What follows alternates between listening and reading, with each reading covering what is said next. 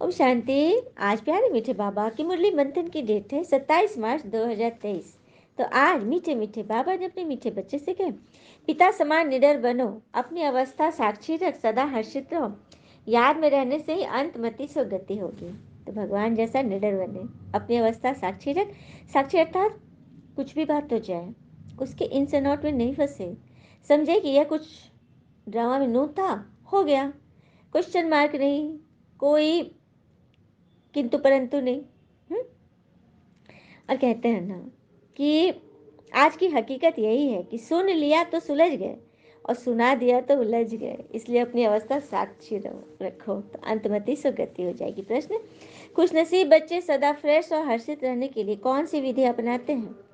तो दिन में 2 बार इस ज्ञान स्नान करने की। बड़े आदमी फ्रेश रहने के लिए 2 बार स्नान करते हैं, तुम बच्चों को भी ज्ञान स्नान 2 बार ही करना चाहिए।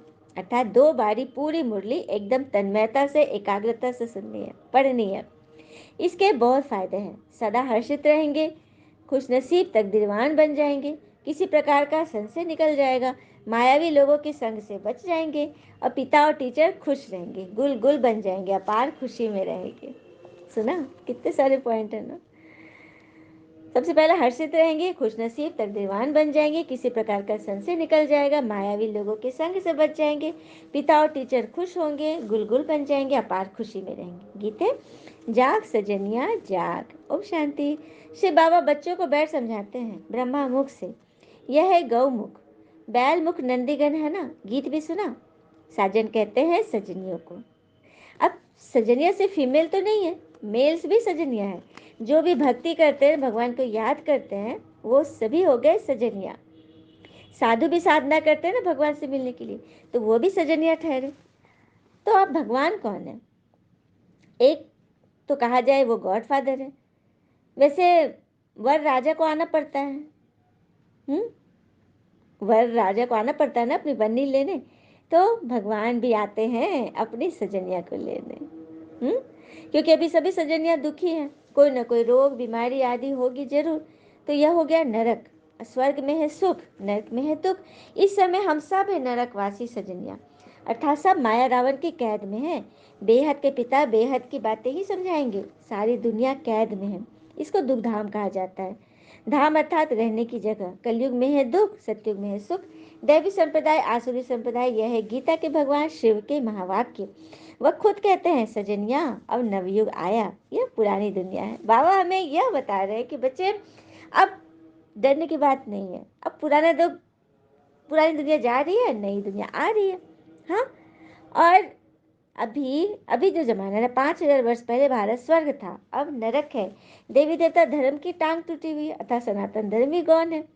यह बातें और कोई गीता सुनाने वाला भी बता न सके। सर्वशास्त्र शिरोमणि गीता है, लेकिन गीता का भगवान ही गीता द्वारा भारत को स्वर्ग बनाते हैं। अब गीता का भगवान कौन है, यहीं पर तो पूरी कहानी है। तो गीता का भगवान है परमात्मा शिव, जिन्होंने श्री कृष्ण के तन में प्रवेश होकर यह ज्ञान सुनाया। बाबा खुद कहते हैं बाद में यह ज्ञान प्राय लोप हो जाता है, फिर बाबा उस लोप वाली कड़ी को फिर से उजागर करने आए हैं, है ना। टाइम लगता है। फिर बाबा कहते हैं ज्ञान और योग दोनों भाई बहन है, ज्ञान और योग दोनों भाई बहन है, सगे संबंधी। बाबा कहते हैं ध्यान से ज्ञान श्रेष्ठ है, क्योंकि इससे तो मुक्ति जीवन मुक्ति को पा लेते हैं। ऐसा कोई कह नहीं सके कि हमको साक्षात्कार हो तो पुरुषार्थ करें। हाँ, नहीं, सिर्फ फोटो देखने से, मंत्र पढ़ने से साक्षात्कार नहीं होता। मतलब अपनी आत्मा का साक्षात्कार नहीं होगा, अपनी आत्मा का कल्याण नहीं होगा, पुरुषार्थ करने से होगा। और पुरुषार्थ तो स्वयं भगवान हमें सिखा रहे हैं। फिर बाबा कहते हैं अब नवयुग आ रहा है, अब अपने को इंश्योर कर दो। सारे भारत को तुम इंश्योर करते हो, बाबा से ताकत लेकर भारत को तुम इंश्योर कर रहे हो। भारत हीरे जैसा बन जाएगा। फिर उसमें भी जितना जो लाइफ को इंश्योर करेगा, उतना तन मन धन से माला माल हो जाएगा। देखो, इंश्योरेंस एजेंट में भी क्या होता है, जितना आप इंश्योर करेंगे उतना आपको उसका मुआवजा मिलता है, कई गुना मिलता है। तो वही बात है, यहाँ भी भगवान सबसे बड़ा लाइफ इंश्योरेंस एजेंट है। वो हमारी लाइफ को इंश्योर करे, वो 1 जन्म के लिए नहीं, 21 जन्म के लिए। हाँ, और यह तो है गीता पाठशाला। उन सत्संगों में तुम जन्म जन्मांतर जाते रहते हो, एक कान से सुना दूसरे से निकाला, ए बावजूद कुछ भी नहीं। अभी तो अंदर में खुशी की तालियां बजती रहती है। स्टूडेंट लाइफ में तो अच्छा पढ़ते हैं, उनको तो खुशी रहती है ना, बच्चे के संबंध की भी खुशी होगी, टीचर को भी खुशी होगी यह भी माता पिता है, टीचर है तो खुशी भी होती, क्योंकि परमात्मा माता भी है, पिता भी है, गुरु भी है, टीचर भी है। बच्चों का फर्ज है एक बाबा से ही सुनो, क्योंकि वो सम्मुख आए हुए हैं। आधा कल तुम भटके हुए थे ना, अब भटकना बंद करो, परंतु वह भी तब होगा जब पूरा निश्चय हो। भटकना बंद कब होगा? जब भगवान पर पूरा निश्चय हो जाएगा। बाबा समझाते हैं, बच्चे घर घर को स्वर्ग बनाओ। कहते हैं ना, चेहरा चाहे कितना भी सुंदर क्यों न हो, अगर जुबान कड़वी है तो लोग मुंह फेर ही लेते हैं। तो घर घर को स्वर्ग बनाओ, अर्थात उसके पहले मन को स्वर्ग बनाओ। तो मन को स्वर्ग बनाने की विधि स्वयं भगवान हमें सिखा रहे, तो सीखना है ना सभी को। हाँ, बाबा कहते तुम तो दुनिया में आए हो खुशी मनाने, कुछ भी खाओ पियो मौज करो, आत्मा पर लेप चेप नहीं लगता। हाँ, दुनिया में ऐसे कह देते हैं कि तुम आए दुनिया में खाओ पियो मौज करो, आत्मा में नहीं लगता। बाबा कहते सारा कुछ आत्मा में ही लगता है। आत्मा जो संस्कार लेती है उसी अनुसार उसे नया जन्म मिलता है। शिव भगवान की गीता से भारत की तकदीर हीरे जैसा बन रही है। एक गीता ही हीरे जैसा बनाती है, बाकी सब कौड़ी तुल्य बना देते हैं। भारत की तकदीर को एकदम लकीर लग गई है। अब फिर बाबा भारत की तकदीर जगाते हैं।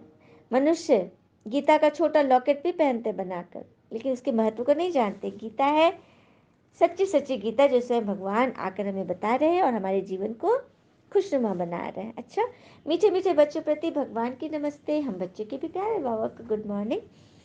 धारणा के लिए मुख्य सार, पहले पॉइंट, बेहद के पिता से अथाह ज्ञान धन लेने के लिए 2 बारी ज्ञान स्नान करना है। आज की मुरली पूरी इसी पर घूम रही है। तो बेहद के पिता से अथाह ज्ञान लेने के लिए 2 बारी ज्ञान स्नान करना है। पढ़ाई में रेगुलर जरूर बनना है। दूसरी पॉइंट, फुल कास्ट सच्चा पवित्र ब्राह्मण बनना है। बाबा का मददगार बनना है। गंदी तृष्णा रखने वालों के संग से में कभी नहीं फंसना है। फुल कास्ट सच्चा पवित्र ब्राह्मण बनना है। फुल कास्ट, हाफ कास्ट नहीं, आधा अधूरा नहीं, पूरा पूरा भगवान का मददगार बनना है। वरदान, तन मन और दिल की स्वच्छता द्वारा साहब को राजी करने वाले सच्चे होली हंस बनते हैं। तन मन और दिल की स्वच्छता द्वारा साहब को राजी करने वाले सच्चे होली हंस बनते हैं। स्वच्छता अर्थात मन वचन कर्म संबंध सब में पवित्रता। पवित्रता की निशानी सफेद रंग दिखाते हैं। आप होली हंस में सफेद वस्त्रधारी, साफ दिल अर्थात स्वच्छता स्वरूप हो। तन मन और दिल से सदा बेजाग अर्थात स्वच्छ हो। साफ मन व साफ दिल पर साहब राजी होते हैं। उनकी सर मुरादे अर्थात कामनाएं पूरी होती है। हंस की विशेषता स्वच्छता है, इसलिए ब्राह्मण आत्माओं को होली हंस कहा जाता है। हंस कितना स्वच्छ होता है, दूध पानी में से दूध खींचता है और पानी छोड़ देता है। कितनी बड़ी कला है ना।